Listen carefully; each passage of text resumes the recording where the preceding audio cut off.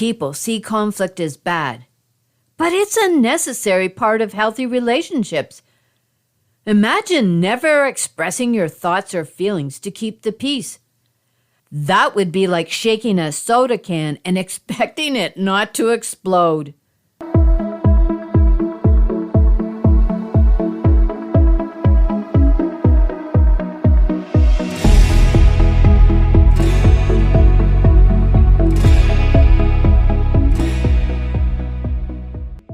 I just don't want to fight anymore. Have you ever said that? Maybe after a disagreement with a friend, a coworker, or even your partner? I sure have, more times than I care to remember. Arguing can feel like stepping barefoot onto a hidden Lego in the dark. Uncomfortable and painful. Ouch! But what if I told you that arguing isn't the problem? It's how we communicate that makes all the difference. Disagreements can strengthen relationships without damaging them when handled with effective communication. Let me tell you a quick story. My friend Sarah and I have been close for years. One day, she forgot about an important lunch date, leaving me sitting at the restaurant, checking my phone, wondering where she was. When she finally called, an hour later, she apologized, but I was hurt and angry. I had two choices: avoid the conflict and let resentment build, or have an honest conversation. It's so much easier to avoid conflict and live with resentment, because then you can justify the hurt caused by the other person's actions. This time, I chose the second option. It wasn't easy, but our friendship grew stronger in the end. That's why I'm sharing 5 easy tips for effective communication when arguing, so you can turn disagreements into opportunities for deeper understanding. So grab your favorite beverage, find a comfy spot, and let's dive into today's topic: effective communication when arguing.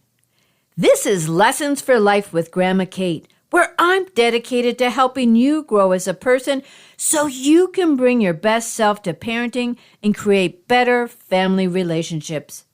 And if you're ready to invest in yourself and strengthen those relationships, hit that subscribe button. New episodes drop every Thursday.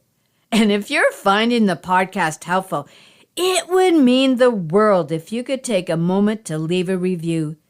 It makes a real difference. Here is a definition of conflict resolution. Conflict resolution is about finding a calm and fair way to resolve a disagreement. It requires listening carefully, considering different points of view, and working together to reach an agreement.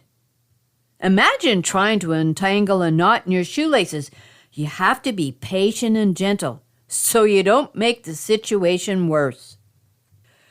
Conflicts can happen in any relationship, at home, work, school, or even in line at the grocery store. But they don't have to lead to hurt feelings or broken connections. When handled well, conflict can bring people closer together. Many people see conflict as bad, but it's a necessary part of healthy relationships. Imagine never expressing your thoughts or feelings to keep the peace. That would be like shaking a soda can and expecting it not to explode. When we positively resolve conflicts, we build trust. Facing disagreements head on shows others we respect and care about their feelings, reassuring them that their thoughts and emotions are valued. It improves communication.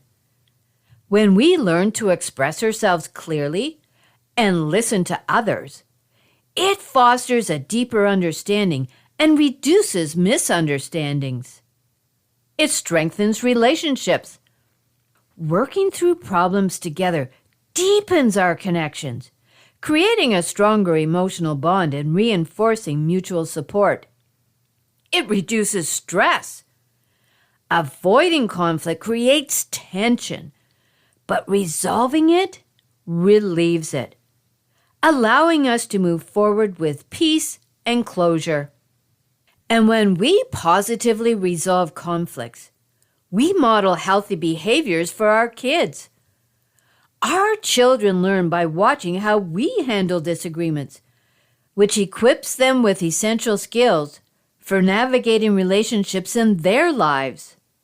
Conflict resolution is like exercising a muscle. The more we practice, the stronger we get at it.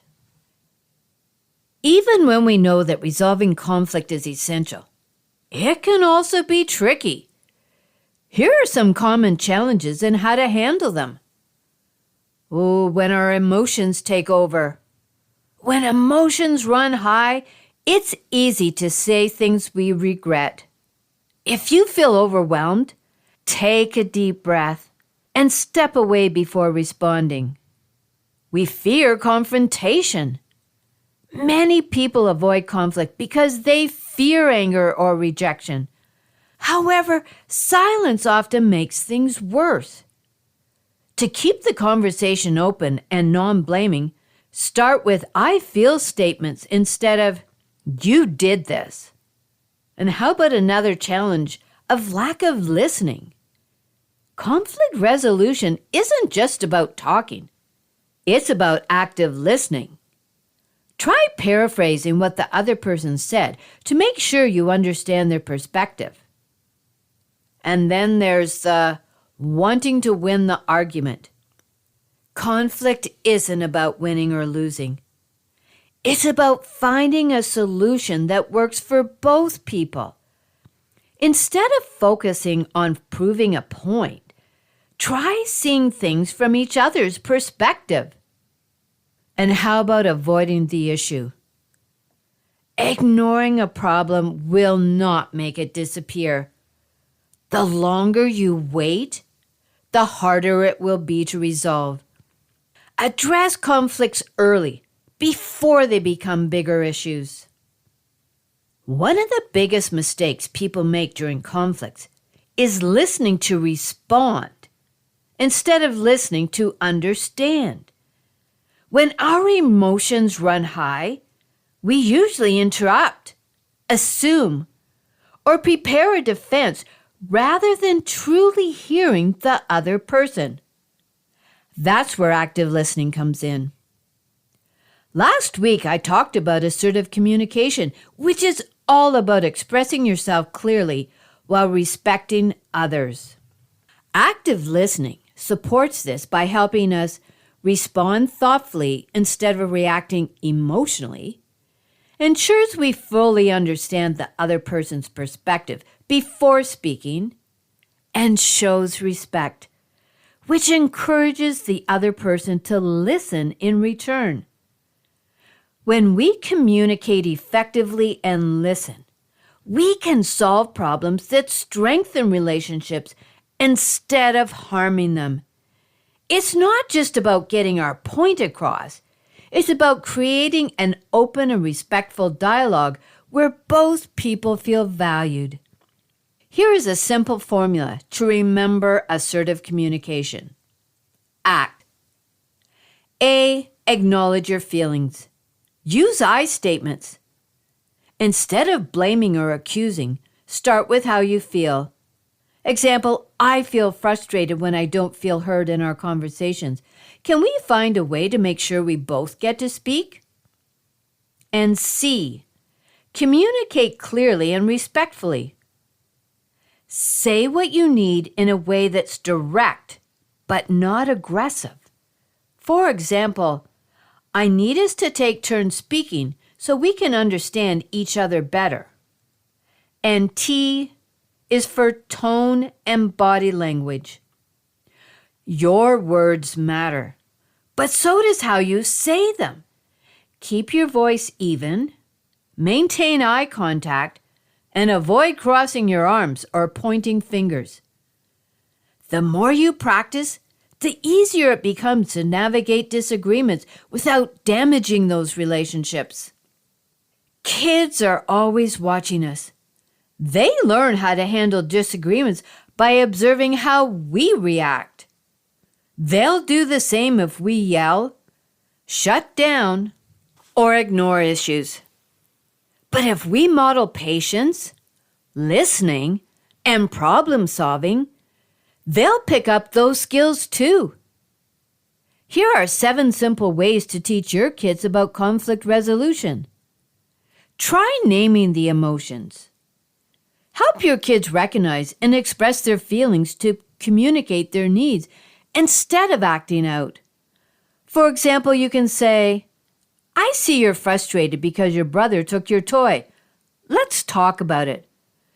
When kids can name their emotions, they are better equipped to manage them instead of letting them take over. And have them practice I statements. Instead of blaming, teach them to say, "I feel upset when you take my toy without asking." I statements help kids take ownership of their feelings without putting the other person on the defensive. Over time, this skill teaches them to express themselves clearly while keeping the conversation open and constructive. Try encouraging them to problem solve. You can ask them questions like, "What do you think would be a fair solution?" Problem solving helps kids shift their focus from the problem to finding a solution. It also teaches them empathy by encouraging them to consider how their actions affect others. And try using role-playing. Act out common conflicts and guide kids in finding solutions.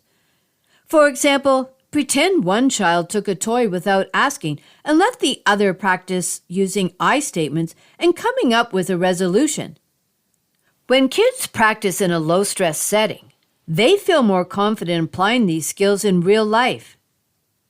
And praise good conflict resolution. When your kids resolve a disagreement calmly, acknowledge it with specific praise. You can say, "I noticed how you and your friend worked out that problem together. Great job!" Positive reinforcement encourages kids to keep using these skills and builds their confidence in handling conflicts independently. And model it yourself.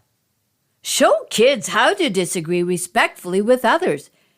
If they see you handling conflict with patience and kindness, whether with a partner, friend, or even a store clerk, they'll learn that disagreements don't have to be negative. Instead, they can be opportunities for a stronger sense of connection. And teach them the power of taking a break. Sometimes emotions do run high, and the best thing to do is take a moment to calm down before discussing the issue. Encourage your kids to say, "I need a minute to cool down before we talk about this." Teaching them that it's okay to step away when overwhelmed prevents emotional outbursts and helps them return to the conversation with a clear mind. Teaching kids these conflict resolution skills gives them tools they'll use for a lifetime. They'll grow up knowing how to express themselves, work through disagreements, and build healthy, lasting relationships. While we can teach kids conflict resolution skills, it's just as essential for us to practice them ourselves. That's where the PEACE method comes in. A simple 5-step approach to handling disagreements with understanding and respect. In the heat of the moment, conflict can feel overwhelming. When emotions flare, reacting without thinking is easy. Raising your voice, shutting down, or saying something you regret. But before you respond, take a breath and remember peace. This simple 5-step method helps you slow down, refocus, and approach conflict with empathy and appreciation.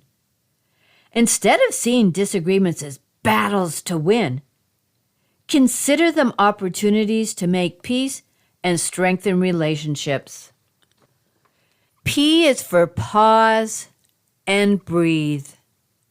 When our emotions run high, our first instinct is often to react, but taking a deep breath before responding can make all the difference. Pausing lets you calm your emotions and approach the situation clearly rather than blurting out words you wish you hadn't. E is for express with I statements. Instead of blaming the other person, focus on your feelings and needs.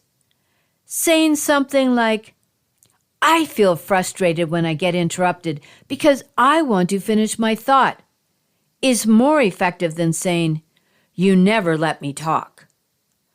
I statements keep the conversation open instead of escalating tension. And A is actively listen. Good conflict resolution isn't just about talking. It's about listening too. Show the other person that you're paying attention by making eye contact, nodding, and paraphrasing what they said. You can say, so you're feeling unheard because I interrupted you. Active listening helps both sides feel understood. And C in peace is collaborate on solutions. Conflict isn't about winning or losing. It's about finding a fair solution. So you can ask, what can we do to make this better? Or, how can we fix this together?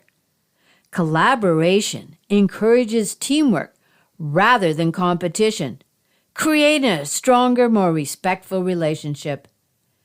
And E in peace, evaluate and move forward. After resolving the conflict, check in later to ensure the solution works. Growth comes from learning how to handle conflicts better next time. A simple follow-up like, hey, I appreciate how we worked through that. Are we good? Can reinforce positive communication habits.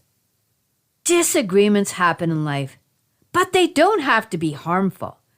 When handled with patience, communication, and understanding, it becomes an opportunity to build trust, deepen those relationships, and teach valuable life skills to our children. We've explored the importance of conflict resolution, the power of active listening, and simple ways to model these skills for our kids. And now, with the Peace Method, you have a simple, step-by-step approach to confidently navigate disagreements. So the next time you find yourself in a conflict, remember these 5 easy tips for effective communication when arguing. When you use the Peace Method, you turn disagreements into opportunities for growth, trust, and deeper connection. The more you practice, the more natural it becomes. So instead of fearing conflict, embrace it as a chance to practice effective communication because that strengthens relationships. Thank you, listeners, for embarking on this journey with me today. Your time and attention are precious, and I'm genuinely grateful that you chose to spend them with the Lessons for Life with Gramma Kate podcast. Your support and engagement mean the world to me.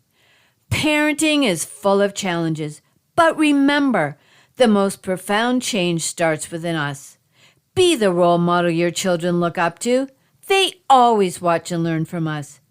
Visit lessonsforlifewithgrammakate.com for a wealth of free practical resources. The website is designed to support you and your family in everyday parenting challenges, from tips on self-discipline and positive affirmations to various other valuable topics. Also available on the website are links to purchase my children's book in a series called Lessons for Life with Gramma Kate. Follow along as Lily, her brother Zach, and their friends, guided by Gramma Kate, discover their inner magic of self-esteem and confidence through creative activities and heartfelt lessons. Gramma Kate empowers each of them to face life challenges with courage and joy. There is always time to rewrite your family story. Break free from patterns that no longer serve you and create a home filled with love, understanding, and unwavering support. I'm here to guide you every step of the way. As I conclude this episode, I must state that this podcast is designed solely for educational and entertainment purposes. While I bring my experience as a parent and grandparent, it's essential that you know I am not a licensed therapist. This podcast is not a substitute for professional advice from a physician, professional coach, psychotherapist, or other qualified professional. Got it? Awesome. Until next time, what is one thing you are grateful for?